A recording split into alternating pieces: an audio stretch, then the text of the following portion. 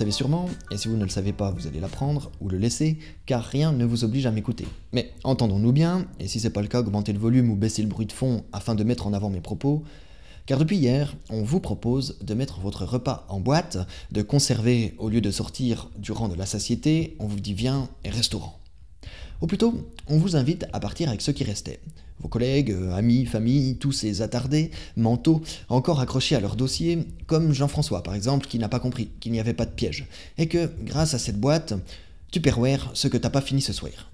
Hier donc, j'avais dîné, plus que parfait, dans l'une de ces bicoques, un œuf au plat, qui lui, à l'inverse, n'en avait plus, accompagné de coques dont je préférais ne pas savoir si elles étaient billes, et dont l'apparence me laissait penser qu'elles avaient été préparées par la cuisine hier.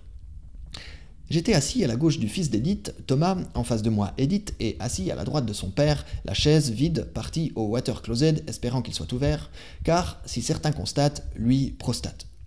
Et alors que je m'apprêtais à tremper le biscuit, Edith me dit qu'il se faisait traiteur et que le jeune végète à rien faire.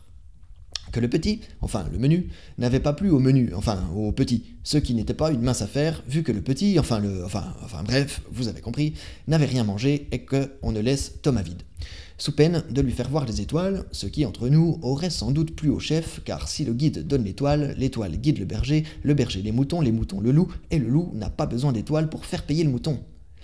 Et voilà que cette conne d'Edith se met à penser à l'écologie, qu'à défaut de pourboire, on demandera un pour manger, que le chef verra, comme ça qu'on apprécie, et que pour la bouteille, on demandera un robuchon.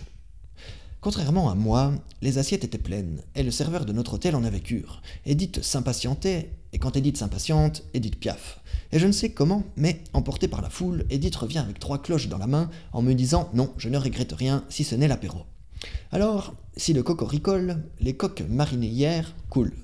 La boîte à pâtisserie, hermétique et sans doute, et, si je peux me permettre une remarque, pour le personnel flottant, préférez la grande barque à la barquette. Heureusement, le parquet étant flottant, et les coques sachant nager sans leurs chiens sont de bonnes nageuses, ne se sont pas noyées, mais devant une telle boucherie maritime, Thomas, trop sensible, s'est avachi dans son steak de cheval, sa mère, laissant Thomas dans les talons, envers et contre toute objection de notre part, avait mis son thon en boîte pour nous adresser fièrement « Alors, elle est poubelle la vie ?»